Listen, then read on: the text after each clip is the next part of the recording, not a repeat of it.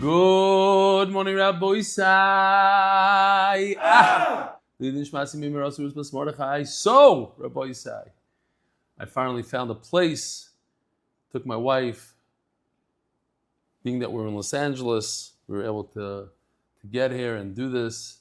So, Be'ezrat Hashem doesn't leave with the traveling and everything else. Doesn't leave a whole lot of time to prepare. But Be'ezrat Hashem, we'll jump right into it. The Koil of the month is sponsored by Binyomin Rosenfeld for Hatzlach in business. The Masechta is sponsored for the safe and speedy return of all the hostages. Parents Achodesh, Nishma, Zechariah ben Moshe, Nishma, Zechariah bas Yosef, Parents Achodesh, Yedidya Pereira, please Daven for Pedion Shvum, Yonathan Osher, Yehuda ben Michal, incarcerated, denied bail in Ireland. Parents Achodesh, Binyomin Rosenfeld, with gratitude to Reb Biderman, Reb Eli, Gedale, Fenster, and Michael Safdie. Parnas HaShavua for complete Refuah for Bracha Abigail Bas Rochel Gitta. Parnas HaShavua for Mitzvah Motivators the Schus Refuah Shelaima Yaakov Ben Rochel Pressman, father of MD Wire. The famous Elchanan Pressman Zadie of MD Wire Yechil Elchanan Hefter. And Parnas HaYoim Mark Rikolas L'Zeich Nishmas Henach Ben Reb Chaim Yitzchok. Art of the month for Schus for Rebelli. And the whole MDY staff to continue to make Torah so enjoyable for so many. Gewaldika art, and it helps tremendous.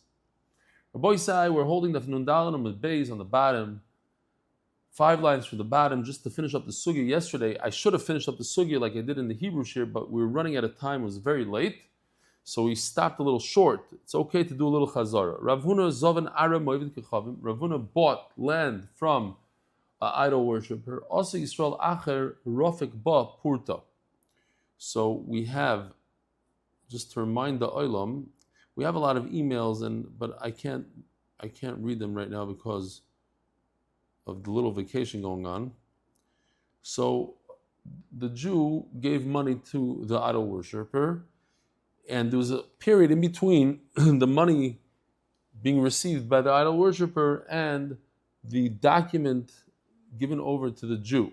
Meanwhile, somebody that learned Daf Yomi came along and grabbed the property by doing what? By Rafak Bapurt, by using his shovel.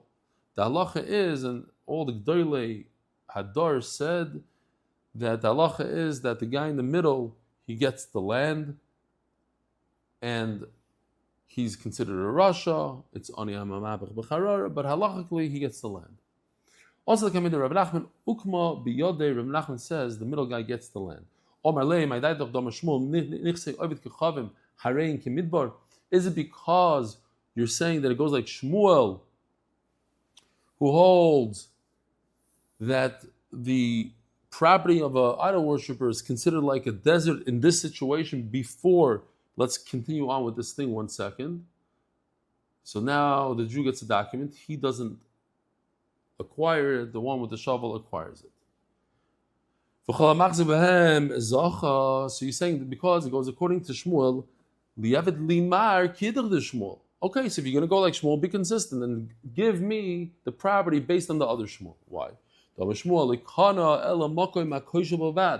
When you try to acquire 400 acres of property and you use a shovel, according to Shmuel, you only acquire the area of the shovel. Those 5 inches, not the 4. Okay, so let that Jew who used the shovel acquire that small, tiny little piece of karka. That I'll give him, but the entire karka should be mine. Omerle, Bahai, Anokish Maitin, you're out of luck, because in that particular halacha, I don't paskin like Shmuel. Anokish Maitin severely. I hold like the Messiahs that we have, Domer Rav Huna, Omer Rav, Kivin Shenikesh Ba, not like Shmuel, I hold like Rav, that once you use the shovel, Makish Echod, Kana Kula, one little shovel like that, all 400 acres become yours.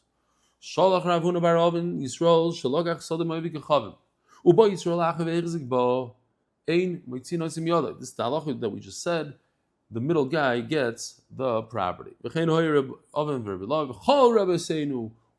our Rebbes, Shavim Badavar, they all hold that the middle guy gets the property. New sugya. I heard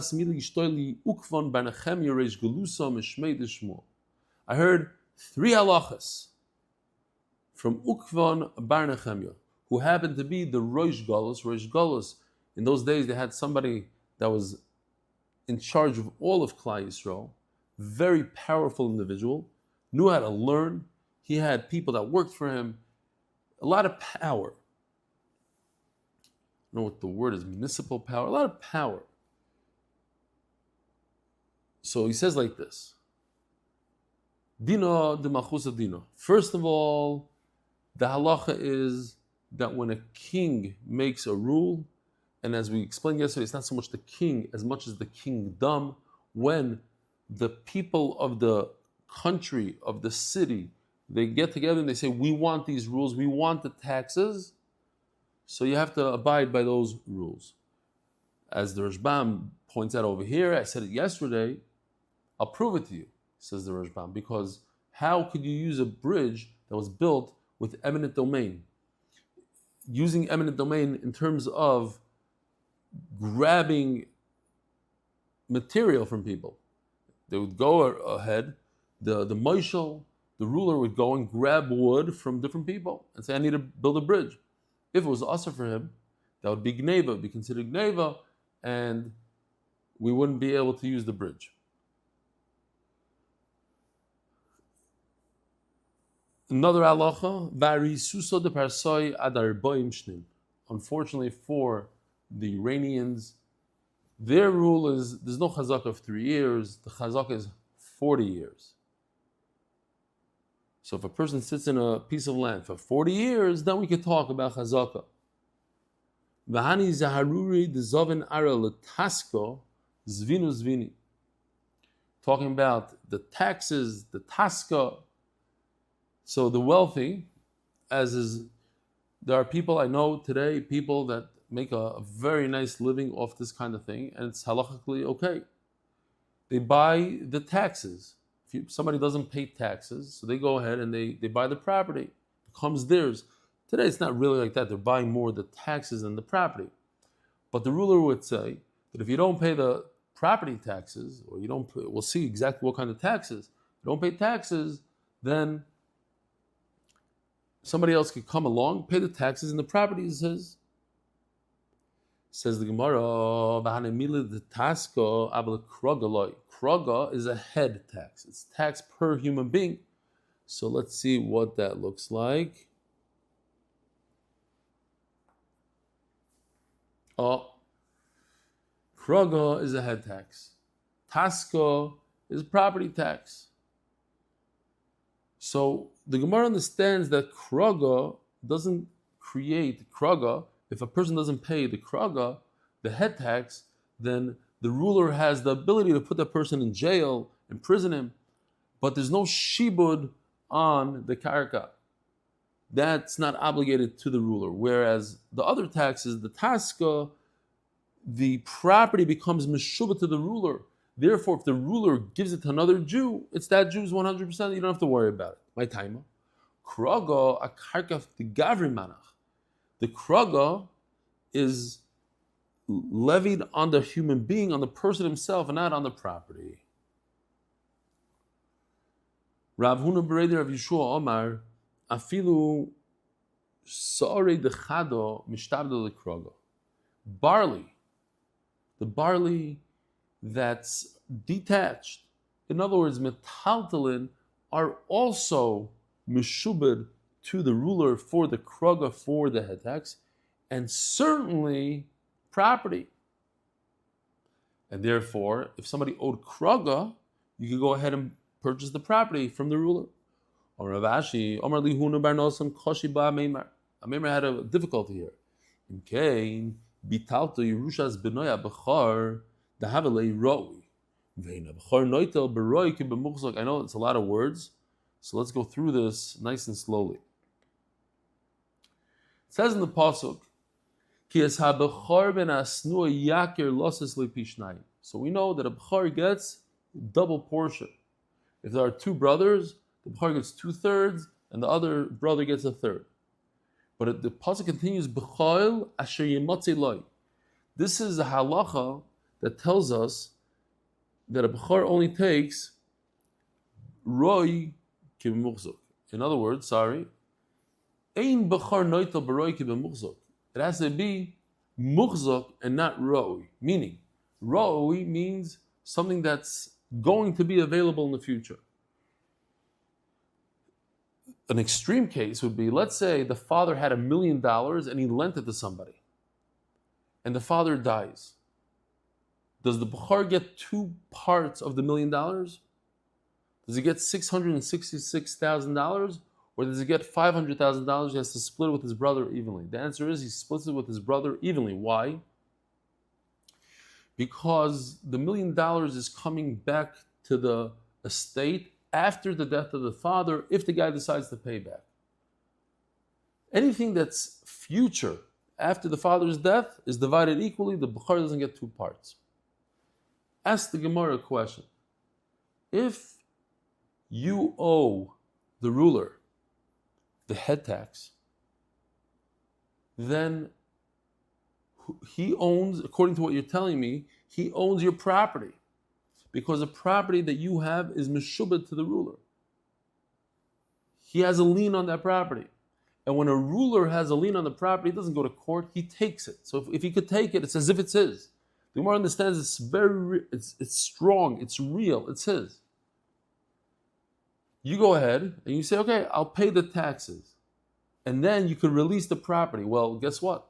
The property was released to the estate after the death of the father, and that doesn't count. That's already Roi. It's not Mughzah. And therefore, the Bechor shouldn't get 2 parts. So it's very rare, says the Gemara, that a Bechor should get 2 parts in anything, because everything is Meshubah to the ruler. So the Rashbam points out it's not such a difficulty because it could be talking about another country that doesn't have these rules. It could be talking, as the Gemara is going to say, maybe he's talking about the father paid up his taxes. He doesn't owe anything. And when he died, he left a clear estate. Says the Gemara. Let's see it inside again. If so, afidu taskanami. I'm sorry. Imkain. Bitalto Yerusha's bnei bechor. There won't be a Yerusha for a bechor. Why? The havele roi. The property is considered something that's coming in the future. The item last time was looking at the bottle of water I was drinking. What country am I in? So I decided to bring some smart waters with me, so you won't be able to know. No, I'm just kidding. Bought this in the store here. So says the Gemara, Davali Roy ve'ena b'chor noitel b'roy kibemuchzuk. Well, I don't understand. If you're talking about liens, what's the difference if it's kraga or taska? Either way you look at it, if the father owes taska, which is property tax, so then also the bechor shouldn't get 2 portions. Ella, obviously we're forced to say the simple answer. The Yoav Taskum is that the father already paid up all his taxes, and then he died. So the property was not Roy, it's not a future property. It's good, it's in the estate, it's available to divide right away. The Yoav Kragom is. So too, when it comes to the Kraga, we're talking about, hold on, Mark, I just want to see what we have here. Okay, thank you. You can go, you can do your thing. The Yoav Taskum is. The Yoav Krogum is, whatever you're going to say, whatever you're going to answer when it comes to Taska, you can answer the same thing by Kraga and Kraga. In other words, what's the Kraga? The father paid up the head tax and all the property is available to divide. I asked the Soifrim, the scribes of Rava, they're the ones that write up the documentation of Rava's Bezdin. And the halacha is like Ravuna Reid Rav Yeshua. That what? That the property has a lien on it when you owe the krago, you owe the head tax. So the Gemara, you can't bring any raya from the scribes of Rava. Why? They are biased and they're not going to say the truth. They would write stars like that sell off people's property and say, oh, you lost your property. Why? Because you didn't pay the head tax. And Mamela, we can't trust them. They wanted their star to be a valid star. I love this. Pardachto Misayam also. What's a pardachto? A video gamer. Basically a bum. Okay? A lot of us have one or two of these in our homes. This is a guy that does absolutely nothing. Gets up at 4 in the afternoon, goes to sleep at 2 in the morning, or what, 2 in the morning is early. Plays video games all day long. Shtickle guitar you see going on here. Gives Valdi. You know what I'm saying? Doesn't clean his room. But he does have an MDY poster on the wall, so I like this guy. I'll call Panim V'oif, and he has tchelas on his tzitzis. A guy like this, a bum, doesn't produce, doesn't earn a living. He can't afford the taxes. So if he doesn't pay taxes, what happens? The way it works is the ruler says, this city has to give me $1 million worth of taxes. You divide it, break your head, divide it between the people. Comes this individual and says, look, I can't afford it. So he doesn't pay taxes. If he doesn't pay taxes, everybody else has to pick up the tab. It's similar to tuition. If somebody can't pay tuition, so the rest of the class, the rest of the parents, they have to pay that person's tuition. Can they force that guy to cough up a little bit? Says Gemara, Pardachto Misayeh Masa. This guy, he's a Yoshev bottle. So we can force him to be Misayeh, to help out the rest of the city. So there's Gemara, I'll tell you, but there's enough Kamino. When the city themselves, the Bnei Yair, the people that live there, they saved him. They went to the authorities and said, have Rachmanis on this guy. So, if that's the case, they could go back to the guy and say, listen, we saved you, but we want you to pay us. Aval, and this guy, but when it's the authorities themselves, they looked at this guy and said, look, all he does all day is play video games. He's an ebach. He doesn't have money. When they say he doesn't have to pay, siyata d'shmayi. That's a siyata d'shmayi. That's a gift from HaKadosh Baruch Hu to the bum, and therefore he can't come and collect money from him. I did a quick search. I'm sure other people could do better ones. I couldn't find siyata d'shmaya anywhere in Shas. Those words, siyata d'shmaya. It could be this siyata d'shmaya, this siyata d'shmaya. I don't know, but siyata d'shmaya I couldn't find. Rabbi Yisrael Zilberstein says, I said this story a few times, but it's a cute story where there was a guy collecting money from Eretz Yisrael, and somebody said, who are you going to today? He said, I'm going to this Gevir. He said, oh, if you go to the Gevir, he asked me a kasha, let's say, a cheskes about me, he asked me, if I had a kasha. So this guy says, oh, really? He runs to the Bismench, opens up the Gemara, learns the whole sugi inside out, looks at all the Rishonim, all the Achronim, all the raid back. He knows it, klor, goes to the Gevir, knocks on the door. The Gevir says, come in. I had a big kasha on a sugi and cheskes habat. No, what? And he starts telling him his kasha, and he starts throwing out. First he says the Rashbam Balpeh, then he says the little Toises, then he throws in, there's a Chaim, Kitzer, he's mamish holding. The Gevir was very nispal, wrote out, a 5-figure check. So the question is it Gnev's Das? Is he a Ganav? So Rabbi Zilberstein says, no, you see from over here, there's a concept called Siyata d'Shmayo, when it comes to halacha as well. I don't understand him so well, but that's what he says. To me, it's more like a Gnev's Das kind of thing. But okay, he says no. He got lucky, he found out what that Gevir wanted to know, and Memela, he was allowed to do that. Because Baruch Hu gave him that gift, so to speak. Omer Avasi, Omer Reb Elchanan, Hametzer, Ve'chotzov, Mafsikim B'dichsi Ger. Oh, gewaldig. This is a beautiful Metzer. I wish we had this yesterday, the day before, because over here you can see clear that it's a mound of dirt. So, Hametzer ve'chotzav mafsikim b'nichsi hager. As you can see, there's the right side of the mound and the left side. If a person stands on the left side and makes a kinyan on the left side of the mound, it does not acquire the dead ger's property. We know that a ger who dies without Yorshim, it's hefker, his property. And you could acquire it by doing one of the things, noah, god of parts, rafak bapurta, we learned, mattress, different things. Planting a turnip is no good, etc. If you do it on the left side, not on the right side, this metzer divides the property and you don't acquire the other side. Mafsikim b'nichsi hager. Aval inyan peya b'tumaloi. So now we have two halachas. Anybody from MDY hears the word tuma, gets excited, doesn't get scared. We know, we're familiar. It's nothing. It's not nothing. We're just very familiar. It's not scary. It's not traumatic. Peya. Peya, forget about it. Nobody wants to see the pictures anymore, but we'll show it anyways for the new guys. What are you going to do? So first of all, before we show any pictures, we have to do chatzov. You just said chatzov. What's chatzov?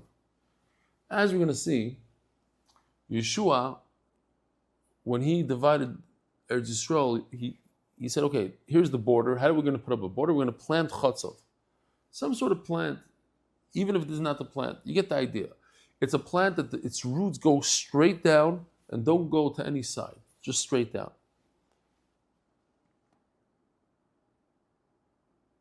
It's called squill maybe. Okay, whatever. Machneshtois. Here, let's say, here, you make a border out of some sort of plant. Here. So it doesn't matter if it's a mound of dirt or it's chatzov. The left is the left, the right is the right. If you stand on the left and you make a chazak on the left, you cut to the left, not the right. You stand on the right, etc. Here's peya. Peya is one of the gifts we give to the aniyim, and that is for every field we have, we leave one corner of produce and we give it to the poor. So, says the Gemara, if you have a division in the field made out of dirt or made out of chatzah, it's not counted as a division, and one peya patters up both fields.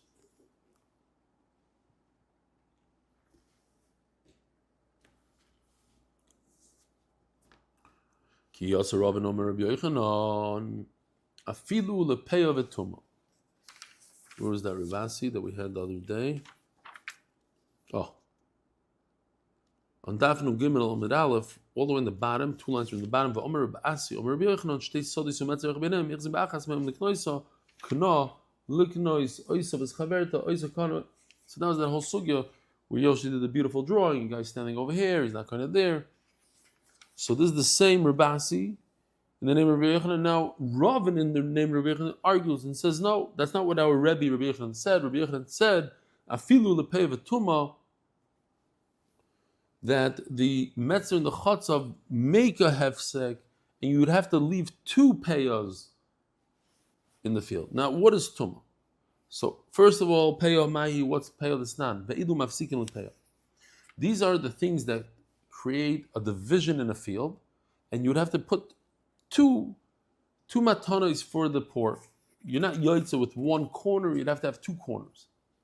Hanachal v'ashlulis. So, believe it or not, nachal, you would think Nachal means a river, but that might be one pshat in the Rashbam. The other pshat in the Rashbam is this.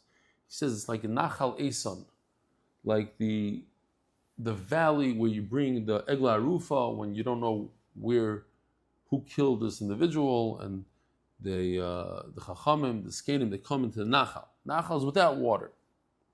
Shlulis in Hebrew means a puddle.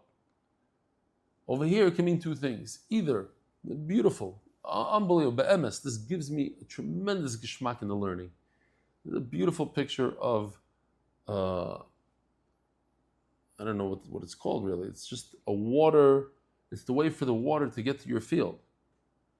Okay, it carries the water to your field. So that's one pshat. The other pshat is like, okay, a giant puddle where water gathers in your field to, not for any reason, it just rained and it just gathers, so therefore it cuts the field, it divides the field in half.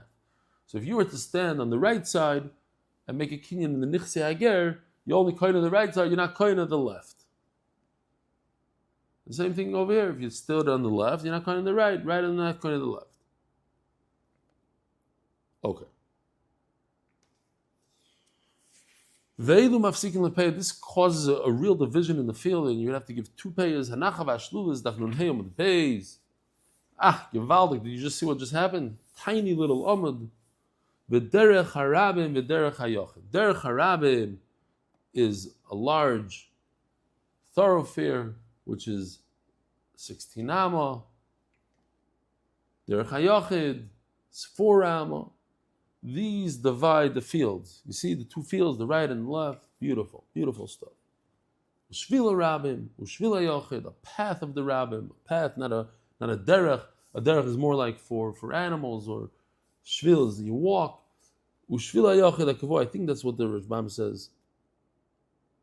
Shvil shoyachim shomram beragleim av derech harabim magam milucha agolois v'asusim, the carriages and the horses. Says the Gemara, Ushvila Rabbim, Ushvila Yochad Kavua, the permanent one, Bembi Moisachama, whether it's in the summer, Bembi Moisachshamim, when it rains, so people don't allow you to go through their fields, it'll ruin the crop, so it becomes more of a Rishus HaYochid. Okay, so these are the things that divide the field. Now, says the Gemara, Tumma Mai, and what exactly is Tumma? How do you divide something for tumah? What does it mean? It's not. Hanichnas labiko b'moisak shamim. So let's see what we have here. Okay, so here you have a biko, a valley. It was interesting last night when I gave the shir. I was in the valley. I said, "Oh, Mam Shekis from Hashem in the valley." Hanichnas labiko. I came into the valley from Los Angeles. So you're in the valley, and there's a known grave somewhere. There's a grave. It's known that there's a grave. You don't know where the grave is. It's not known. You don't know where it is. Now, here's the question. Think about it. If you walk into this valley, and the entire valley is considered one property, and you just don't know where the grave is, you would become tummy. Why? Because there's a suffix if you touch the tumah. And if you have one suffix in Rishus HaYachid, what's the halacha? Suffix tumah Rishus HaYachid, tamei. If it's suffix tumah Rishus HaRabim, tar. But now, since all these fields are Rishus HaYachid, so suffix tumah Rishus HaYachid, tamei. But over here, perhaps you have a machlokes. Maybe it's a svek sveka. Svek sveka means a double suffix. Why is it a double suffix? And if it's a double suffix, you're tar. Why is it a double suffix? Because first of all, perhaps you didn't go into the field. You see, the valley is built maybe from different fields. So first of all, we don't even know if you came into the field. And even if you did come into the field, suffix number 2 is maybe you didn't touch the tumah. Maybe the grave is on the left side and you walked on the right side. When the whole field is one field, then the suffix is 1. Did you touch the tumah or not? But when the fields are divided, it's different fields, now you have 2 sfekas. Did I even go into the field? So that's why these things are considered a division or not a division for the tumah. So says the Gemara. Tumah ma'idis nana nichnas labika b'meisak shomim v'tumah b'sod the plainest in this tumah in one field. V'omar alachti l'mokim aloz v'eni yudem nechnasi lo yisi mokim v'mlav. I went into this place and I don't know if I went into that particular place or not. Reb Eliezer mitar. Reb Eliezer is the one that holds that we're talking about 2 sfekas and therefore you're tar. The Chachamim say, no, he's tamei. Why? We don't know if he even came into the field. If the suffix is, we know he went into the field, but we don't know if he touched the tumah. That's enough. Why? Because suffix tumah b'shus hayachid tamei. You saw it in Shas. Suffix tumah b'shus hayachid tamei. We're talking about a b'shus hayachid. But if the suffix is, if you came in at all, and why would you have that suffix? Because it's divided with chotzav, it's divided with a metzer, with a mound of dirt. So maybe I didn't even go into that field, maybe I went to another field. So now it's 2 sfekas and now you're tar. Aval l'Shabbos loy. When it comes to Shabbos, this mound of dirt, the Metzer doesn't divide the property. The what? So we're going to start it. We're just going to read it today. And we're going to finish. We're going to go back and do it again tomorrow. It says like this. Rav Omar afilu le'inyan Shabbos. No, Shabbos has the same halach as Tumah and everything else. The Chatzov, the Metzer divides it. The Sayim. Hoitzi Chatzi Gergeres l'Rshus Harabim v'nicha. Oh, gewaldige stuff that Yoshi did, and a lot more tomorrow. This is Yoshi's new shtick. Here we go. Here's his Rshus Harabim. Comes the guy, individual, and puts down half a dried fig. Comes back and puts down half a dried fig. What's going on here? When it comes on Shabbos to the Malach of Eitzah means to take something from a Rishus HaYachid into Rishus HaRabim, from a private domain into a public domain. Public domain would be a large street that's more than 16 amos. Maybe it has a certain amount of people that go by every day. Or if you take something from Rishus HaRabim into Rishus HaYachid, that's also Eitzah. Every item in Masechet Shabbos goes through a lot of different items. Animals, food, etc. Food, usually, the shear of food, how much food you have to take out into Rishus HaRabim, is a full dried fig. One dried fig. So the question is, what if a person did it, he did a half plus a half? So first of all, if it was in one awareness, chayav, and you are chayav. Potter. If it was in two awarenesses, then you are a potter.